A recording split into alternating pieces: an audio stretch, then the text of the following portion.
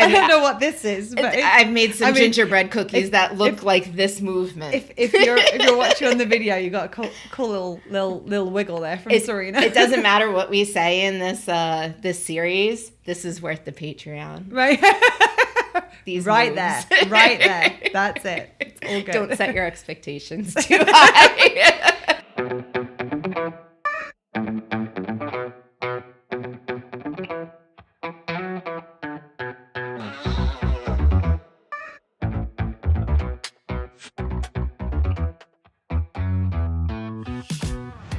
Hello, and welcome to Well Shit. It really is that simple. I'm Claire.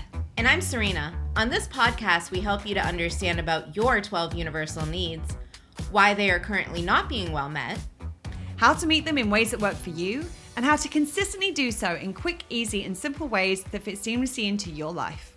We'll also help you to understand how doing so will have a positive ripple effect in literally every area of your life. If you like what you hear, sign up for more support with meeting your needs with your weekly Universal Needs notes at theuniversalneeds.com. And enjoy the show. Hello. Hey, everyone. And happy holidays. Happy holidays. So today's a really important day for us because not only is it the first episode of our second season, although we'll get onto the fact that we're going to say that again in a future episode, but just for now, this is the first episode of our second season, the first proper episode of our second season. It is also dropping on the Universal Needs' third birthday in its current format. Today is the third anniversary of the day that I asked Serena to join and be a part of the Universal Needs family.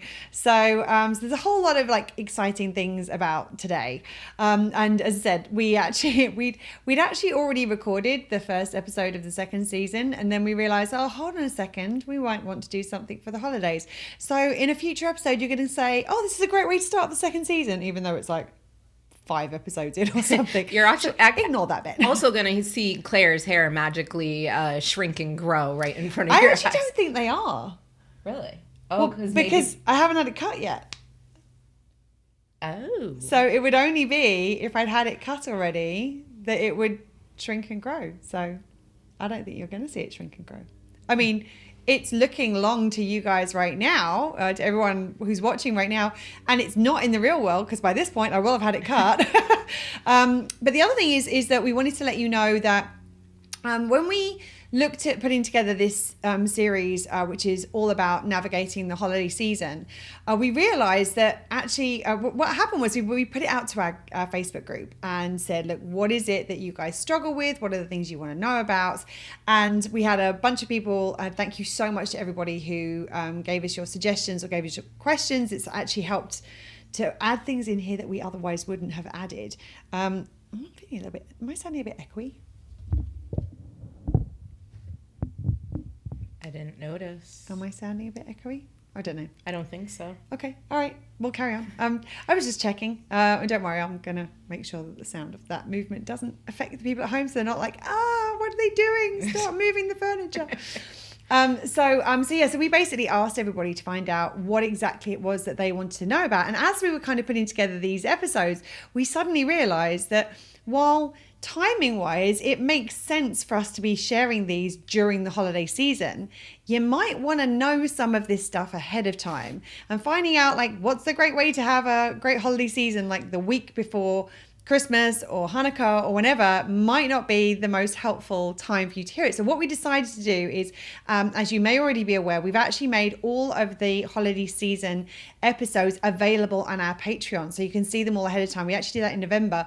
But the reason we're telling you that now is that if you want to know, because we're in early December right now, if you're listening on the audio going, actually, I really want to know about how to take the pressure off around the holidays, or how to create a holiday season that's going to work for me, or how to start the new year filled up, then you can go to Patreon right now and get access to all of those episodes today. So you can get a little bit ahead of the game because, learning how to not drain yourself before the New Year's when we're sharing the episode the week of New Year's.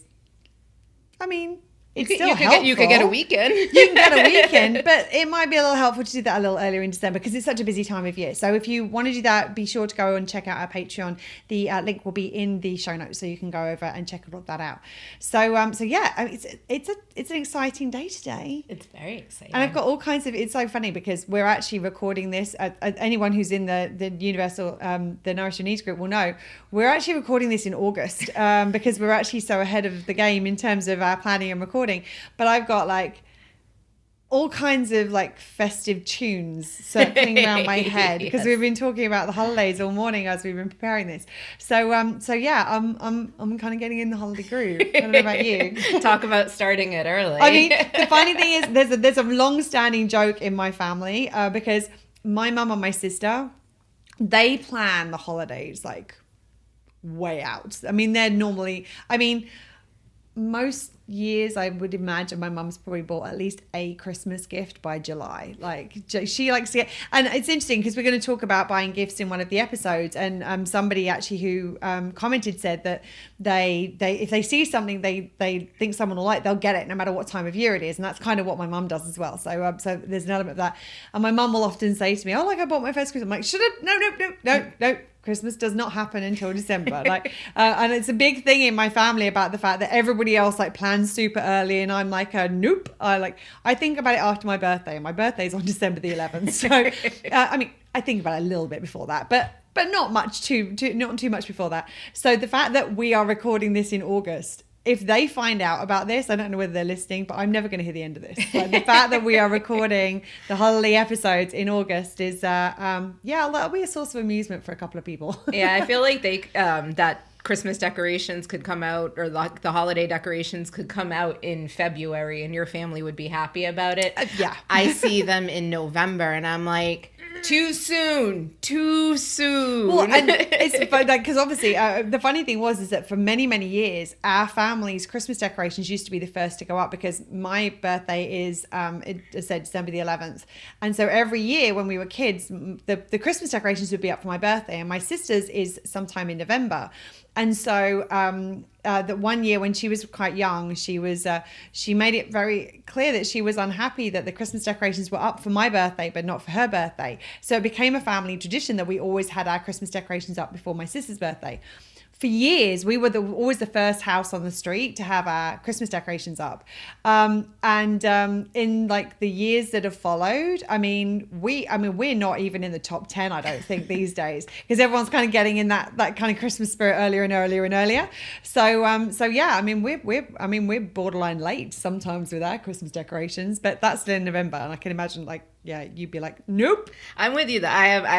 I have a December birthday too. My birthday is a couple days after Claire's, and it's December 17th. And it's like, until my birthday happens, and especially December babies, right? We have this thing usually around Christmas and the holidays, and because there's so much going on, sometimes the amount of people who can't attend your birthday celebration because there's some kind of festive celebration for work or family or friends or something, or the joint birthday Christmas presents that you used to get. So yeah. Big thing about like, no, you can celebrate Christmas after my birthday. Right. I get my birthday celebration first, then we can celebrate something else. We don't talk about Christmas until we're done talking about May. Right, exactly. So yeah, it's going to be so we've got this holiday season. Well, we have got a holiday season that's starting when you're probably listening. Not just yet, like thankfully over here. I was actually tempted to put up the decorations like behind us just to see. But yeah, I thought that why do we need to going start the day with an eye roll? Right. We start most days with an eye roll, don't we?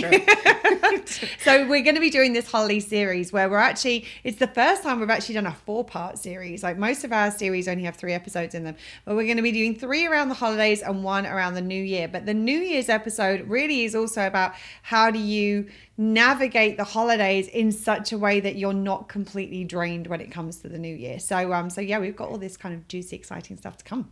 Well, the first one in the series for today is about being self-first. 'Tis the season to be self-first. La la la la la la la la. And just have to do it. I was resisting. I was never going to resist that. Twist my arm to fa la la la la. And then don't ask me to say it 3 times fast. So today we're going to talk about... So what are we talking about today? We're talking about breaking the holiday cookie mold. Yes. Holiday cookies, they're a thing. Mm-hmm. And fitting the mold of this holiday season cookie. I mean, it's like the entire season is like this one big cookie, and we're all trying to be a tree or an angel. Like, I feel like we can't go outside the mold. Like, right. We have to stay within the mold, and we have to fit the mold perfectly. It has to be the perfect gingerbread with like no like missing leg or head or wonky presents at all. I don't know what this is, but I've made some gingerbread cookies that look like this movement. If you're watching on the video, you got a cool little wiggle there from Serena. It doesn't matter what we say in this series. This is worth the Patreon, right? These right moves. right there. That's it. It's all good. Don't set your expectations too high. In fact, set your expectations exactly where you think they should be set for me and Serena, and you'll be spot on. For my dance moves. The series, you can set those a little higher. So we're going to talk about how to put yourself first and have the holiday you want rather than the one that is expected, either by you, your family, society. So the first thing we need to check into when we're talking about like how to be self first is, where does the responsibility lie? And a lot of parents seem to have an additional layer of pressure on the holiday season. Very much so. And so the first thing to ask is, are your children adults? Yeah. The thing about it is that a lot of us kind of get into this kind of parent-child dynamic very, very early in life, funnily enough, when we're parents and children. And it happens very early in life because that's where we start. And so what ends up happening is that we get into this dynamic with our parents, and very few of us actually transition into, while you might still be parent and child, as in like you might still be, that might be technically your roles. A lot of us still operate from that child perspective with respect to our parents, even though we are actually adults. So what we need to be able to do is we need to be able to figure out how we relate to our parents as adults from an adult position ourselves, and also where we are parents, how we relate to our children as adults if they are adults. And the reality is that if our children are adults, it is their responsibility to meet their own needs. Now, it doesn't mean to say that you can't support them. It doesn't mean you can't co-create with them, but it is not your responsibility to make their festive season for them. And it's very definitely not your responsibility to sacrifice your needs to try to meet their desires. Because often the other thing is to remember is that very rarely are the expectations that we have around the festive season about needs. The expectations are our preference for how we would like to get our needs met. So if our children are adults, we need to recognize actually it's their responsibility to make their festive season. I don't know, my sound sounds weird today. Do I not sound like far away? I don't hear it. Is that better? That sounds closer. Is that better? That's better. That's better. There we go. I sound better now. There we go. I was like coming to you from the end of a very long tunnel before. Hello. And now I'm right sat next to you by the fireplace with a cup of cocoa. It's August. Put your fire away. I'm in the podcast world. You're in the moment. All right. I'm in the moment. I hung a stocking up. Let's do this shit. I'm here. Yes. So we need to be mindful of where, if our children are adults, that they are responsible for meeting their needs. And we want to co-create with them in a way that supports everybody's needs. But in so many households, what will end up happening is the parents will often sacrifice their needs to try to still give their adult children the experience that they want, when actually the adult children can be as much a part of creating that and cultivating that, and it's their responsibility to cultivate that. So we need to be mindful of where are we taking responsibility for other people's needs, especially when they're not actually our responsibility. And the ironic thing is, you have a lot of these parents who have adult children that are trying to continue to create or recreate the experiences for their adult children, and their adult children are on the other side doing it to recreate and create the experiences for their parents. Right. So there's a lot of times that it may be you're both doing it because you think the other person wants it. Yeah. And both sides, like, because there's not a co-creation, it's a creation based on what we think. Right.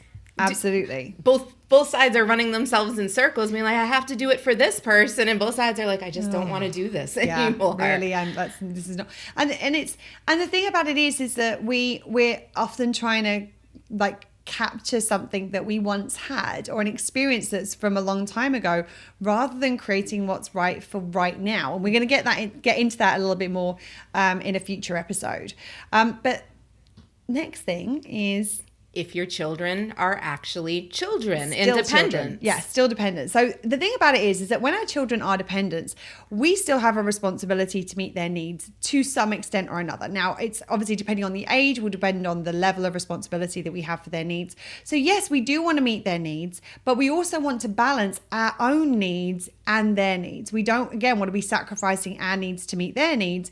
And we want to be in a position where we're actually going to start to co-create things together, because so often there's this feeling of responsibility of like, oh, I'm the adult, I'm the parent, I have to create this for the child. Whereas in actual fact, sometimes the magic can be created by everybody creating together. Sometimes it's the creation that actually creates the magic rather than what it is that's being created. It's like the magic is in the process. Yes. As much as the result of said creation. Yeah. And the thing about it is that you want to figure out what is it that you need? What is it that they need, and how do we ensure those needs are going to get met? And then what do you want and what do they want? And how can we start to think about this in a different way? Now, it's important to say that people do get very attached to their traditions, because traditions are a lot of the ways that we tend to try to get our needs met. It's a vehicle, it's a preference for how we're going to get some of our needs met. And there's a bunch of needs that come up in here. There's our love and connection need might come up in here. Our emotional experience expression need might come in here. Our security need, because it's like a tradition, so it's familiar, we know what's going on. And so often that's what the tradition is about. It's a vehicle for trying to meet needs. Well, the thing about all of this is that you don't want to be in a position where this preference for how one person gets their needs met is compromising somebody else's needs. But we can also be mindful in how we communicate about this, because if we come at this from the point of view of like, nope, I'm taking care of my own needs this year, bugger off everybody else, I'm out. She says as she knocks her pop screen again. Right. Bugger off, pop screen. Bugger off, pop screen. Then what can end up happening is that can cause frustration and resentment. Now, the thing about it is okay if somebody else is disappointed because we aren't doing things the way that they would ideally want them done. That's okay. They're allowed to have their feelings about that. What is not okay is for us to sacrifice our needs to try to stop somebody else from being disappointed. And if we know that somebody else is going to be disappointed about how we're doing things or not doing things, then we can be mindful in how we're communicating with them. So we can say, look, we know this is a tradition that you really enjoy. We know this is something that you really like, but this year, I just don't have the capacity to do that. So what I want to do is I would love for us to discuss and figure out how we could create something together that works for everybody involved. So it's like, we're going to get into this a little bit more in the creation episode, which is not the next one, but the one after that, the third episode in this little series. But for now, just be aware of the fact that one of the things that we're going to want to do is recognize that we all have the ability to create in this situation. And rather than this pressure of I have to do it all for everybody else, instead, if somebody wants a certain kind of tradition and they're happy to create it and you don't need to do anything and the presence of the tradition doesn't bother you, then that might be a different way of doing it. There are different ways for us to approach this. So it's okay to have this, we want to communicate with people about the changes that we want to make in terms of this breaking the mold. Now, we might be we might be aware of the fact that we want to break the mold. Like, we don't want to do the mold the way that it's been done in the past, but somebody else might be attached to that mold. So it's like, well, when we're communicating with them, it's like, well, what we're going to do is we're just going to shift the mold slightly. We're going to communicate it in a way where they're going to be more able to hear it. It's like, so what is it that's really important to you about this? Okay, that's the thing that's really important to you. So what's really important to me is this. This is what I need in this situation. Is there a way that we can both get what we want in this? Is there a way that we can both get what we want in this with neither party sacrificing their needs? And that's the thing, is that so often that desire to try to create things the way that everybody else wants them to be ends up with us draining our foundation function need, which also then drains our security need. It normally drains our love and connection need because we don't have the capacity to connect in the way we want to. It will drain the emotional experience expression need because we're going to have different experiences, different emotions that we're going to experience if we are feeling drained. We're actually going to compromise our value need because we're going to be feeling like actually what we want isn't important, and therefore we're not important by extension. It's going to compromise our personal power needs. It's like, well, we don't have a choice. We don't know what to do right now, but we don't have a choice, so I'm going to do this. And as soon as we come out of choice, we kind of step out of our personal power. So we really need to be careful not to sacrifice our own needs. And we can be intentional about this. And it is a charged subject. People are very, very attached to these kind of traditions. The key thing is to remember that we're wanting to create something that serves everybody, because if it doesn't serve everybody, it doesn't serve anybody, because what will end up happening is resentment will build, and there will be this is where I think what ends up happening, the reason this is such a charged time of year and there are so many challenges and arguments and problems at this time of year, is often one person is sacrificing what they want to try and please everybody else. They end up getting resentful about it, and then the slightest thing, it's like a tinder wood, and the slightest spark, the whole thing goes up in flames. And this is where we end up with these kind of big family challenges at this time of year, or even with friends, same kind of deal. Is that so in order to avoid those sorts of situations, it's really important that we are taking care of ourselves, making sure that our needs aren't going to get sacrificed in the process of creating something that's going to work as best as it can for everybody. And that's the other thing, is that just because we want to create something that works well for everybody doesn't mean that everyone's going to get exactly what they want. And that's okay. And it's okay for everyone to have their feelings about the fact that they're not going to get exactly what they want. That's part of the process, is allowing everyone to be where they're at. And if they're not happy about it, allow them to be not happy about it. It's okay to not be happy about how things are unfolding if they're not the way that you would like them to be. And that's a starting point for moving forward to create something else. It doesn't have to stay there. Like, if Serena and I had a plan to do something and Serena changed the plan, I might be disappointed about it, but I'm not going to sit in that and just stay in that place. If Serena's then like, okay, I don't really want to do that, but I would like to do something that works for both of us. Here's what I need. What would you need? And then we can start to create something that's going to work for both of us. It actually kind of happened when we were talking about what to wear, because I mean, it would be really, really easy for us to be like, oh, holiday series, let's get festive and throw on some holiday hats and, really make it boom. Happy holidays. Yeah. And we're like, you know what? It's August. And we're breaking the holiday mold. Yeah, we're like, we're going to do it differently. And that's okay. Yes. It works for both of us. Mm-hmm. And that's co-creating is about doing it together. And as Claire said, we're going to get into it more in episode 3 in this series. But just to kind of let it marinate in your head, a couple of things that really kind of the questions that need to be asked when you're in co-creation, like, who's going to do what? Can everybody help to create it? Like, how can everybody help? I was going to say, everybody can. How is the question? What do you need? What do they need? What do you want? What do they want? Those are the things that we're going to talk about in our creation episode in this series. But I just wanted to kind of put them out there. So they're already starting to turn in your head, and you're like, okay, this like co-creation is two people working together to create something that works for both people, or for all the people. I mean, as best it can for all the people. As it can. And I think one of the things that's really clear to get on, what's really good to get clear on in this is, what are your deal breakers? What are your boundaries? What are the things that you are not willing to do? What are the things that are not okay for you? so that you can know, okay, anything up to that point, I'm willing to compromise. And there's a whole area around, like outside of the boundary, which is like, okay, we could do this, we could do this, we could do this. Here's an option, here's an option, here's an option. But once you get to that boundary, like this is something that it just doesn't work for me to do.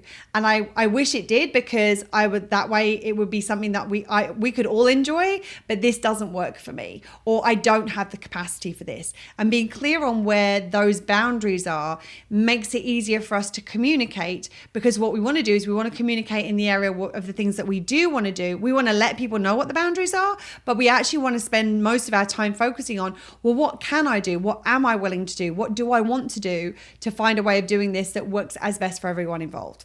And I think that it's important, probably something that we should have laid out again at the beginning of this episode. But where we are talking about 'tis the season to be self first, let's have a reminder and get really, really clear on what self first is. Right, absolutely. So self first is about prioritizing and taking care of your needs at a minimum in ways that do not compromise or harm other people's needs. And sometimes in ways that may actually benefit other people as well. So this is what that boundary is the boundary is the thing that's it's going to compromise your needs. So we have to make sure we're prioritizing our needs, but we need to make sure we're doing that in a way which doesn't harm others. Now, the key here is being clear on what harms others and what is us taking responsibility for needs that aren't us. So somebody being disappointed because we're not doing the family tradition that we were doing, that's not causing harm. That's just you not meeting their needs.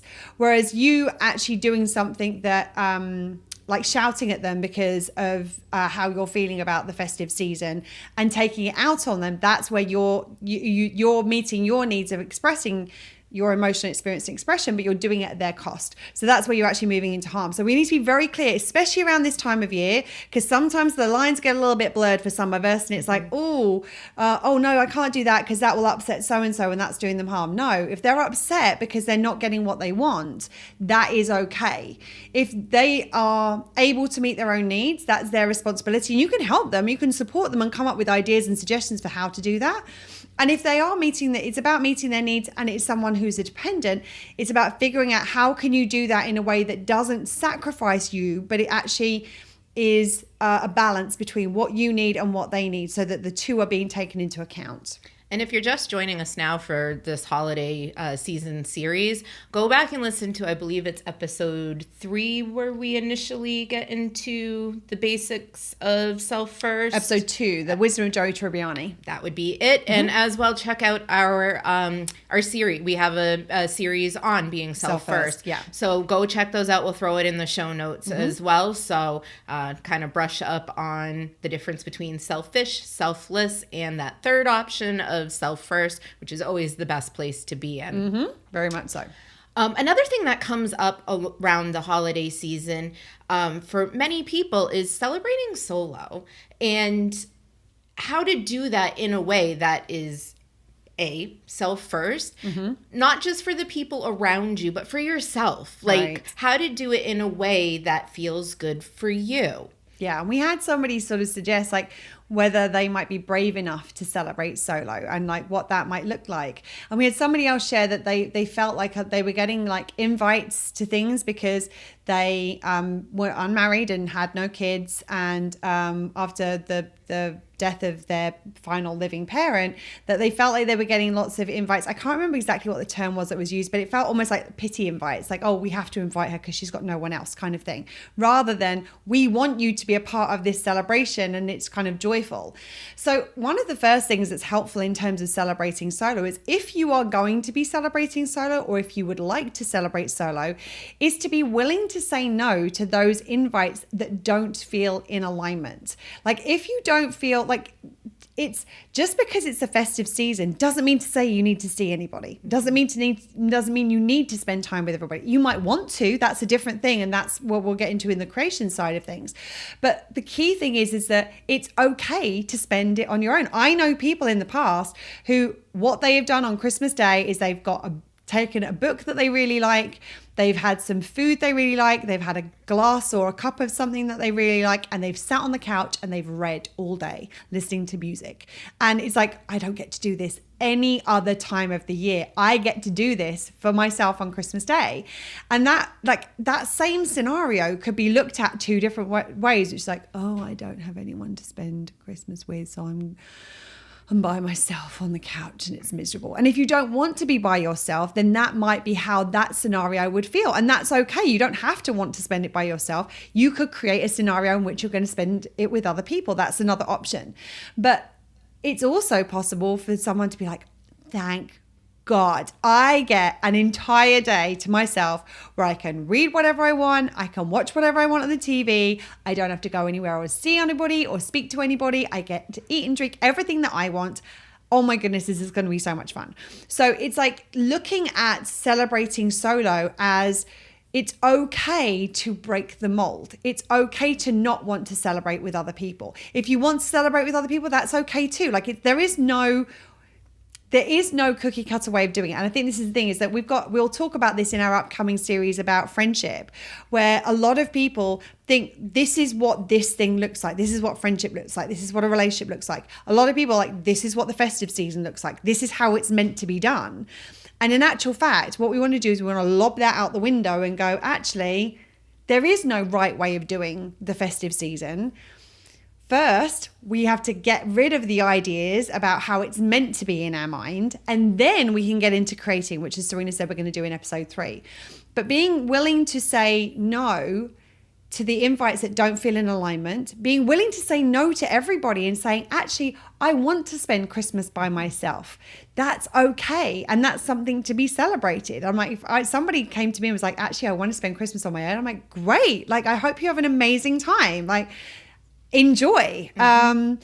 So I think that's when we talk about being brave enough to, there are a number of elements to this. First, it may be being brave enough to disappoint other people who might want you to spend time with them. And again, it's like, actually, are these people who you are responsible for meeting their needs?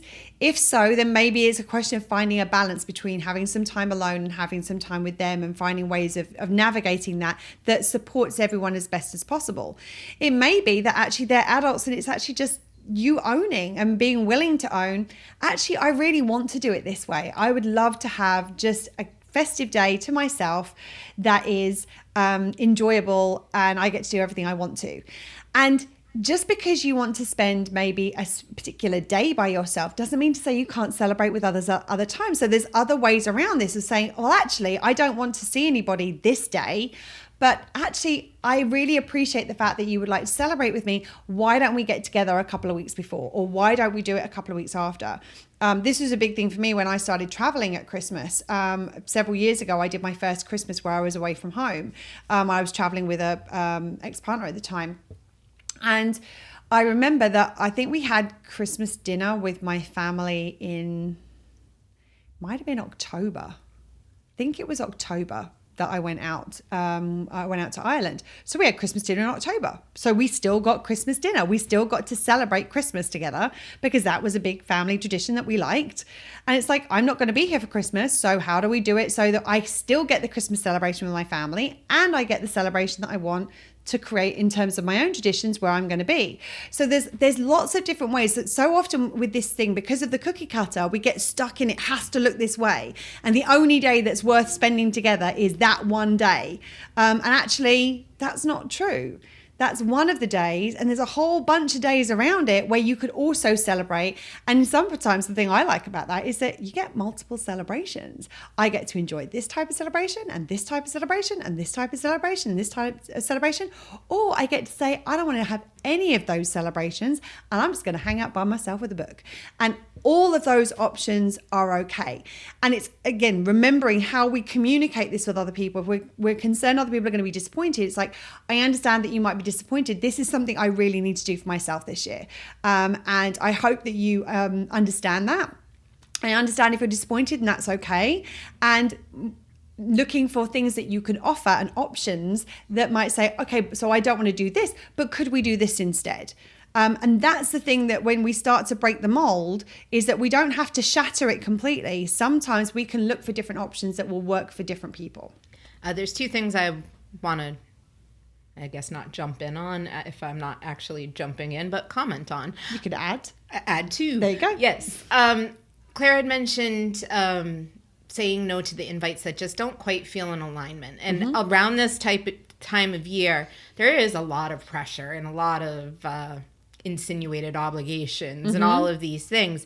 And I'm not sure, I know I've had experience with it where I've gone to something where I'm like, I really don't want to go to this. I don't really feel like it's right. Like, I don't feel like they want me there. And then I'm like, no, I got to go because it's this, that, or the other thing. And then I go and I'm like, I feel crappier than I did before I left because I knew it wasn't in alignment. I tried to force it, not for myself, but because of the preference of other people. And then it ended up feeling like ickier than it would have, like if I had just honored where I was at. And it probably wasn't enjoyable for them, you being there, because that was the experience that you had. Exactly. And the other thing is, we've mentioned it in previous episodes, it's about honoring where you're at in the moment, what you need in that very moment. And we talk about it in the meeting of your needs, like what's present in the moment is what needs to be met. So we've talked about capacity, like you could want to do all these things, but if you need to rest, you need to rest. I don't know anybody's lives who last holiday season looked like the holiday season before, looked like the holiday season before that, in the context of what happens in life, what happens with us as human beings. Like things are in constant change and ebbs and what's flows. happening in the world. I mean, you look at what happened with COVID over the last couple of years, like that massive curveball around the holidays. And fixating on it has to be like this doesn't really give the opportunity for new things to happen, but for life to happen. Right. It's like, I mean, COVID is a great example. A lot of people had to change things really kind of quick because everybody was like, oh, we'll be out of it by Christmas. We'll be out of it by Christmas. Well, we did last year, if you remember. We were going to have a friends celebration on Christmas Eve. And then all of a sudden, COVID blew up on the island like a few days before, and there were no tests anywhere. So we said, well, if we can test and we know we're negative, then we'll be fine. And we weren't able to. So it ended up being... We had 3 tests and 3 people hung out. Yeah, there were literally there was 3 of us for Christmas Eve, weren't there? And there was planning. I mean, I think we were going to be... maybe 10 of us. Yeah, there was going to be several people here gathering for dinner, and all of a sudden we had to change. And I was disappointed. Like I felt really sad about it, especially because it was my first solo experience away from home for the holidays. And I was like, oh, I was really looking forward to it. And it's like, okay. And so what did we do? We changed it up. We found a different way of doing it, and we were able to adapt to where we were at in that moment and the circumstances that we were dealing in that moment. So I think what you're saying is really important, is that recognizing that actually, while we have this idea in our head that it always looks the same thing every year, in actual fact, it's always changing because there's always something that's happened, and there's always there's a difference in capacity, there's a difference in financial situation, there's a difference in familial situations. Like things will ebb and flow and change. And so it's important to honor where you are right now and what feels right for this year, and to also give yourself permission for the fact that it's okay if it's just for this year. And if next year when you want to do it different, you can do it different next year as well. So it doesn't have to be, this is the new tradition I'm creating and this is how it's going to be forever. It's like, nope, this feels good right now. And when it doesn't feel good anymore, we change it. This is what we create for this year. And that's what we're going to get into in our... Episode 3. Like not the next episode. What comes after not the next episode? 3. The episode after that. Another area where the self first aspect really comes into play is releasing yourself of the guilt associated with not pleasing everyone. We take on so much guilt as human beings in general, and the holidays seems to be a time of year where people tend to kind of pack it on and just slather themselves in all the guilt that's being thrown at them from people who are very unaware of the fact they're even doing it because they're trying to get their needs met. And the thing about it is not that guilt doesn't even necessarily come from other people. It can sometimes come from ourselves. Like you see the holiday movies and we see this like amazing house, beautifully decorated, lights everywhere, stunning Christmas dinner, blah, blah, blah, blah, blah, blah, blah. And it's like, I don't think I've ever had a Christmas that looked like that, because Christmas happens to be the one that I celebrate. And it's like, so often that the guilt can come from a number of different directions, as I said. A lot of the time, guilt is well, if you listen to our guilt and shame series, it's not actually guilt that we're experiencing at this time of year, because guilt is, I have done something wrong to somebody else and I am doing something to try and make amends for it. So guilt is about our natural humanity process working as it's meant to. So a lot of the time we think we're feeling guilty around what's happening. So there's two things here. Either we think we're feeling guilty because what we're doing is we're interpreting what we are doing, or more importantly, what we're not doing, as harming somebody else's needs. So it's something we need to feel guilty for, and it's something we need to make up for. When in actual fact, we're not harming their needs. We're just not meeting their needs in quite the way that other person wants to. Or it may be that what's happening is that we are viewing that there is something wrong with us because we aren't the perfect mother, son, daughter, friend at this time of year, because of this image we have in our heads about what the perfect one is. And that's not guilt, that's about shame. That is where we are making something wrong with us. And a lot of this tends to be tied up in our value need, because our value need is us believing it's about us feeling good enough. And if we don't feel like we're doing a good enough job as a parent, as a daughter, as a friend, or what have you at this time of year, because we think we are harming other people's needs because we're not doing the things that they would like us to do, even though we're not responsible for meeting them, and blah, blah, blah, blah, blah, blah, blah. We might have said this once or twice, but going to say it again, I'm sure. So in that situation, we think we're not good enough. We're not being a good enough blank at that time of year because we're harming somebody else and we're feeling bad about it. So that's on one side of things. The other side is that because of this pressure from society, from other family members, from other people, that we believe that we're not doing a good enough job in our quote unquote role at this time of year. And normally that's where we get internalized that, and that is, there's something wrong with me. That shame reflex massively undermines our value need, because if there's something wrong with us, we're basically saying we are not worthy enough. We are less than in some way, shape, or form. And so when we're thinking about guilt, the first thing is, where is that guilt coming from? Is it coming from society? Is it coming from family? Is it coming from friends? Is it coming from children? Is it coming from parents? Where is that guilt coming from? And is it actually guilt? As in, is it something that we need to feel guilty about? Have we done something that is harming somebody else and their needs? Because most of the time it's not. Most of the time we're just not meeting them the way the other person wants us to.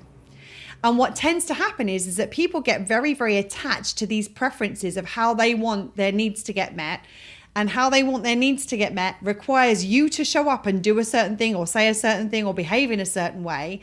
And so what they do is they put pressure on you and create this expectation that that is what you are meant to be doing. And because there's an expectation that that's what you're meant to be doing, if you don't do it for whatever reason, the internal perception is, oh my God, I've done something wrong to this person. When in actual fact, that's not the thing. All they were doing, they were trying to manipulate you into doing the thing that they wanted to get their needs met. Well, it's not your responsibility to meet their needs if they are an adult who's able to meet them for themselves. And even if it's a child, you might be responsible for meeting their needs, but you're not responsible for meeting their needs in the way they want them to be met. You're just responsible for making sure their needs get met. So this is where there's some wiggle room in terms of, okay, this is the need. This is the preference for how they want to get the need met. This is your need. This is your preference for how we want to get the need met. This is where we start to have a conversation about, like, what do we really need in this situation versus what do we want in the situation? And when we get to the need place, all of a sudden, all these options become available for other ways that you could meet that same need. Again, if it's not your responsibility, you don't need to meet it at all, but that's something you can choose to do it. It's not something that you go, that's it, I'm never meeting somebody else's needs ever again. It's about not taking responsibility for them and feeling like you have to meet them. I meet Serena's needs all the time. Serena meets my needs all the time, but there's no dependency in this. She doesn't have to meet my needs. I don't have to meet her needs. When we do, it's a nice bonus and we appreciate it. It sprinkles on the Sunday. It sprinkles on the Sunday. But if it's not done, I don't look at Serena and go, how dare you? You didn't meet my needs. And she goes, yeah, because it's not my job. And I go, oh, shit. She kind of got a point. We teach about this. I should remember that. Or something along those lines, because I wouldn't say that in the first place. Right. But you kind of get conversations that have never happened. Right, and will never happen. Yeah, you kind of get the idea. So the thing about it is that so often guilt is not about guilt. Now, if you have genuinely harmed somebody else and their needs, great. You feel bad about it. That's part of the process. Go back to our apology series, work your way through the apology blueprint. It's a very easy fix, and you can start to address it, make amends, and start to move on and heal. But so much of this stuff is nothing to do with guilt. It is other people. Like if you go back to our guilt and shame series, and I think it's the 3rd episode, that's not guilt. It's an attempt at manipulating your humanity. This is what we're talking about here. Is that other people trying to manipulate us to do what they want us to do to meet their needs. And we need to, once you start to see that that's what's going on, you can go, okay, I see what's going on here. That's not my job. You don't have to say this to them. Like internally, this is a conversation you have with yourself. Okay, that's not my job to meet this person's needs. I can have compassion for the fact that they're going to be disappointed about what's going to happen right now. And I also need to maintain my boundaries and take care of predominantly my needs, and then the needs of my dependents as the first priority. If we can do that, and then we can show up in a way which also supports other people's needs, great. But us doing that is not the same as harming somebody else. And often it gets translated that way internally, societally, and that's where a lot of this guilt comes from. So the first thing is to recognize there's nothing to feel guilty about very often. And once we allow ourselves to do that, we can give ourselves permission to, as we talked about in the guilt and shame series, give that gift of the guilt back to where it belongs, because that's actually not yours. It's for the other person. The shame. Yeah, sorry? The perceived guilt or shame. Depending, okay. like, it's like if someone's trying to make you feel guilty because they're trying to make you feel like you've done something wrong, it's like, oh, no, I haven't done anything wrong. Okay, that's yours. Or the shame. If there's somebody shaming you because of you're not doing the thing that they think that you should be doing, and that it's being internalized that you're doing, there's something wrong with you by doing that. Again, nope, that's not mine. This is for you. They don't have to take it on board, but return it to sender, because it's not yours. That is not part of this. And as soon as you can start to allow yourself to release some of that, you'll have far more freedom as we kind of break these molds to then start to create what we want going forward.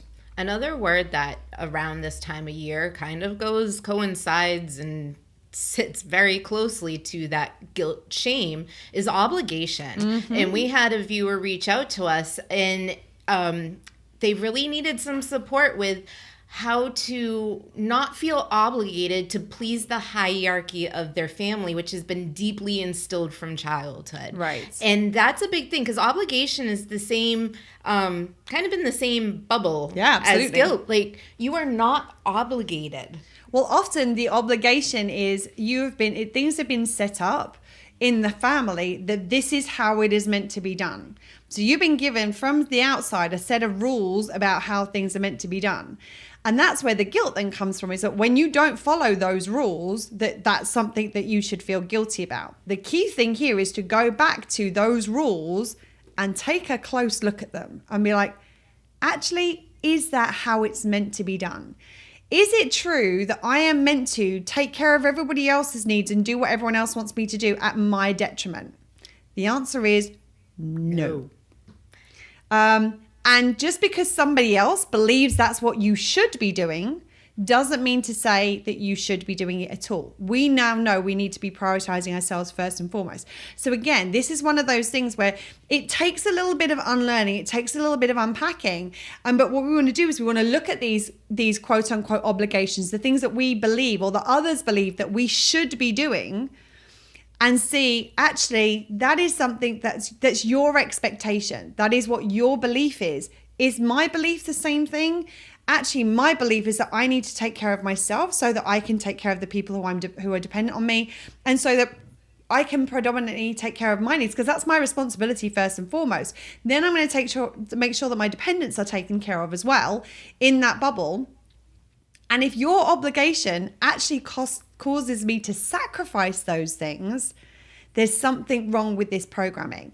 Now, it is very difficult because as this kind of viewer said, these things get instilled from childhood and we get conditioned into it. Like it's a conditioning around childhood. So the best way of doing this is to start to bring this, what ends up happening is that that conscious conditioning actually becomes subconscious. So it's like we've had it instilled in us so long that no longer we think about it. We act on it. We act on the sense of obligation without us thinking about it. Yeah, this is just what we have to do. So what we want to do is bring that back into the conscious mind and say, okay, where did this come from? Who made me feel like this was an obligation that I had to do? This is something I had to do. Is it true that I have to do this? And what will it cost me to do this?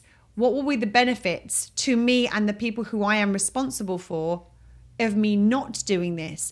And start to ask yourself some of those questions to start to unpeel it. Now, again, if you are going against these kind of sense of obligations that other people think you should do, it's okay to acknowledge to them, like, I understand that you're going to be disappointed about that, and I need to prioritize what's best for my family, or I need to prioritize what I have the capacity for this year, and this year I just don't have the capacity for that. I don't know about next year. We haven't got to that point yet. Maybe it will change next year, but for now, this is what I need to be doing because I have to honor where I'm at right now.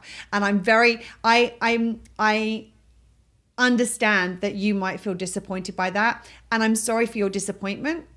And at the same time, and this is one of the good ways of kind of approaching this, is that I believe that you wouldn't want me to sacrifice myself for X, for Y. And I know that's what I would be doing if I did this. And so I hope that you understand this. I love you. I appreciate you. You are still important to me at this time of year. And this is, again, where you then can start to come in with the other options. So it's like, okay, this thing that there's a sense of obligation around, I can't do that thing this year, but actually maybe I could do this thing, or maybe we could do this thing. Maybe we could create a new tradition that actually will support everybody, because that one will be able to maintain. That's sustainable. Like, we'll be able to do the sustainable one if it's supportive of everybody.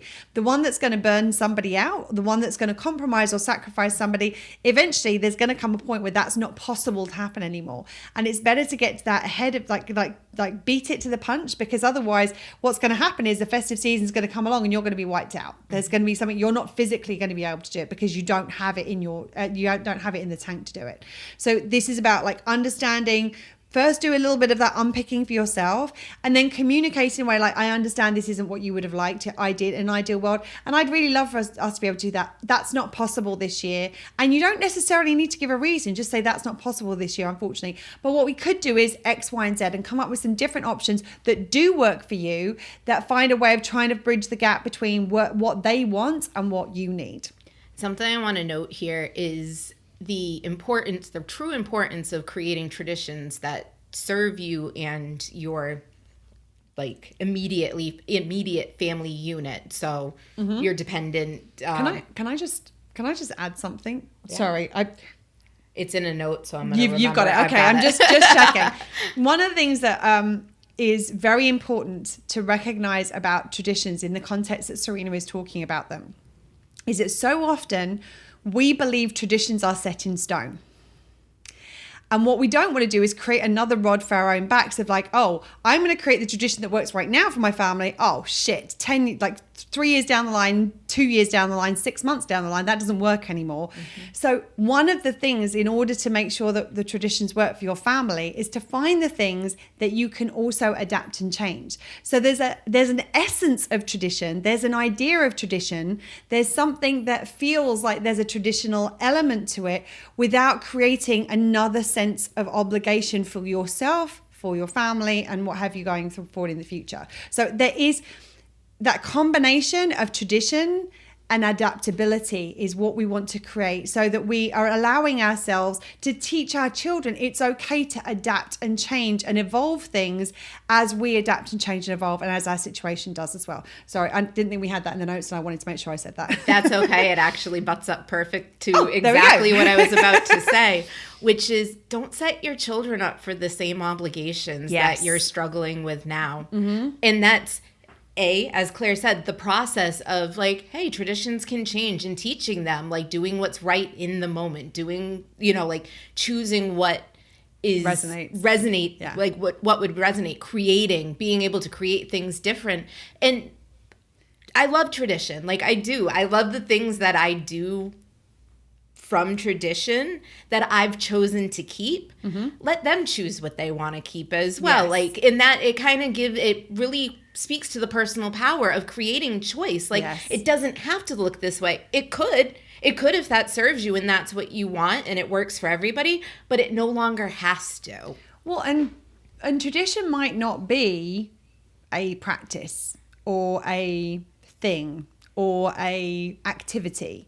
It may be that one of the things that we start to do is create tradition around emotions. So it's like we want to experience fun at Christmas at some point, and we want to experience peace at Christmas at one point, or whatever holiday it is that you're. I always refer to. I apologize. I always refer to Christmas this time of year because it's the one that I celebrate. So I want to just caveat by now saying that when I'm speaking about Christmas, obviously I'm talking about whichever celebration is the one that you celebrate this time of year, or any time of year for that matter, or just the holiday season in general, because exactly. we know some people don't celebrate. Yes. But this season, I feel it's hard not to navigate through this season without feeling the season on you. Yeah, absolutely. And feeling the pressure of it, which we're going to get into in the next episode.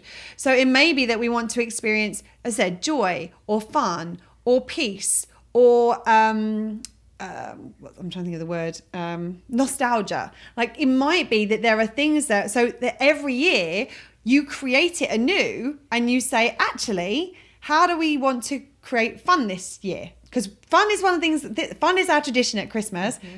What does fun look like this year? What does peace is our tradition at Christmas? We're going to have a little bit of peaceful time. What does peace look like at this time of year? So like, I know I'm kind of in danger of kind of getting into the stuff that we're talking about in the creation episode, but it was just so present right now that the traditions don't necessarily need to look like these are the things we do. These are the things we say. These are the things we put up. These are the things that we experience. And it's like maybe there is a different way of creating a tradition which is then adaptable year on year, and something you can then create that will invite your children to create this adaptability and flexibility and fluidity in terms of what is going to serve them year on year and year. And maybe that's the tradition that you pass down to your children, is that actually the tradition that we have is that we create X, Y, and Z at Christmas, or we create something like each person in the family chooses something that they want to create at this time of year. One person chooses fun, another person chooses peace. Okay, we all pick a thing, and then together we figure out how we're going to do that thing this year. Maybe that's the tradition, because that is more honoring of what each person wants to experience, but also how do we create that in where we are at right here and right now. So it's really, really, really, really, really, really, really important. Is it important? A teensy bit. Really? It's not okay to sacrifice your needs and the needs of your dependents to keep traditions. Yes. Traditions are not needs, they're wants. They're preferences on how people want to get their need met. Yes. In sacrificing your needs for somebody else's preference on how they get their needs met is just it never truly works. It's never going to serve you. Yeah, it's never going to serve them, actually. It's just it becomes a mask. It becomes a performance, and that removes the ability to connect, which is generally what we're wanting to do more of at this time of year. And operating from a self-first perspective means that you're going to do what's right for you without harming somebody else. And there's creation, there's opportunity, there's so many things that lie in that a lot of people kind of push out of their peripheral when they're focusing on it has to be this way, it has to look like this, these are the things. So like think of what more can be if you're coming from a self-first space. And then the final thing I just wanted to kind of bring up, this again was raised by somebody who wrote into us, was about understanding how it's possible to set boundaries when you do not have children or a spouse to blame those boundaries on, because so often it's which is a lot of what's the time what happens. Like, I'm going to set a boundary. Oh, look, there's somebody else. I can be like, oh, look, we have to set a boundary because this person's here now. Like, whether that's a child, whether it's a spouse, whether it's a friend, whatever it is. And some people aren't in that space. They don't have they're flying solo, and that's okay. And the thing about it is that in how you start to do that, there's a couple of things. The first thing is that capacity is a good starting point. Like, I don't have the capacity to do that this year. It's not possible for me to do that this year. And that's a kind of good starting point. The other thing though you can do with it is start to explain that one of the things that you're learning to do is starting to take care of yourself. Like, and explain, like, for many, many years, I've actually been sacrificing my needs to take care of what's right for everybody else. And I was happy to do it back then because I didn't know any differently. And it's meant that I'm really drained. It's meant that I'm running on empty and I'm in danger of burning out. So in actual fact, I've learned that I have to do it this way in order that I've got the capacity to do what I need to do in the new year, with my job, with the other things I've got in my life. So starting to explain it from that point of view. Now, the challenge you have is you're speaking to somebody who's never taken care of their own needs. They may have a little bit of a hard time understanding that, because this is what happens, is this generational pressure comes down. It's like, oh, well, I've sacrificed, so you need to sacrifice. And I have sacrificed, so you need to sacrifice. And one of the things that can be really helpful in this is, like, obviously you can communicate in such a way as saying, obviously I want you to have an amazing festive season. And I know that you really want me to be happy at this time of year as well. So this is what I need in order to make this festive season what I need it to be this year. And again, it's okay if you're disappointed. I understand that.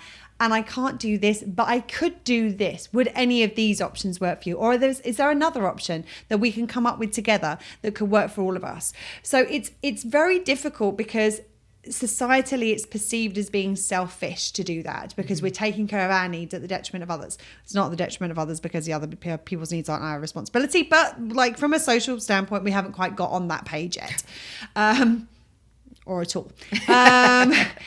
So it can be a little bit difficult to do that. And this is one of those places where understanding the other person's standpoint is really important.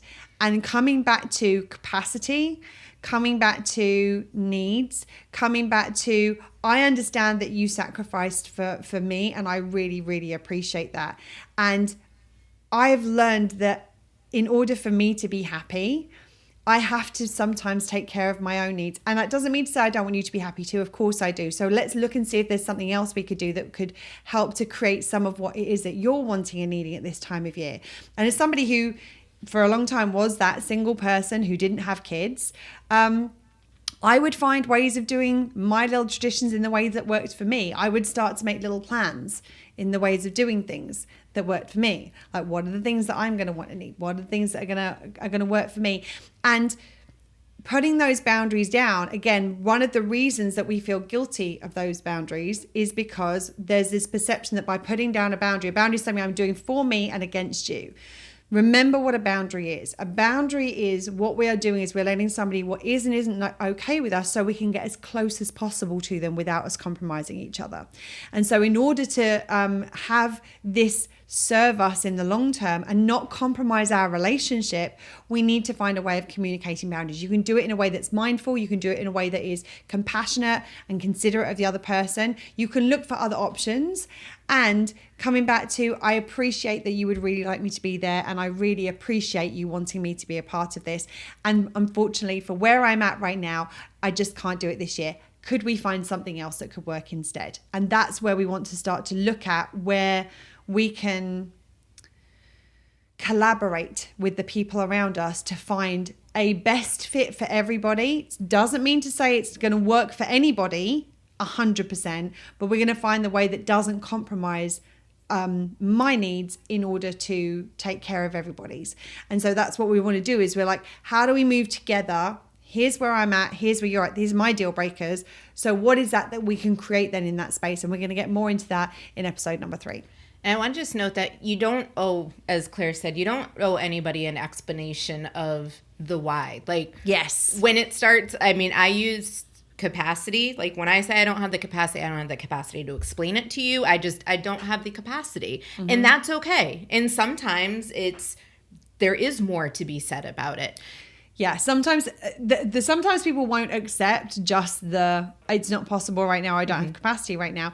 It's okay to say, I'm not comfortable really talking about it, but this is just where I'm at right now. Like, you can hold your boundary without without smashing the boundary into somebody. Exactly. It'd be like if somebody says, oh, so why is that? I don't owe you an explanation is the thing that comes out. A lot of the time that's because we're afraid that they're going to compromise our personal power. So we slam it back in their face, as Serena says.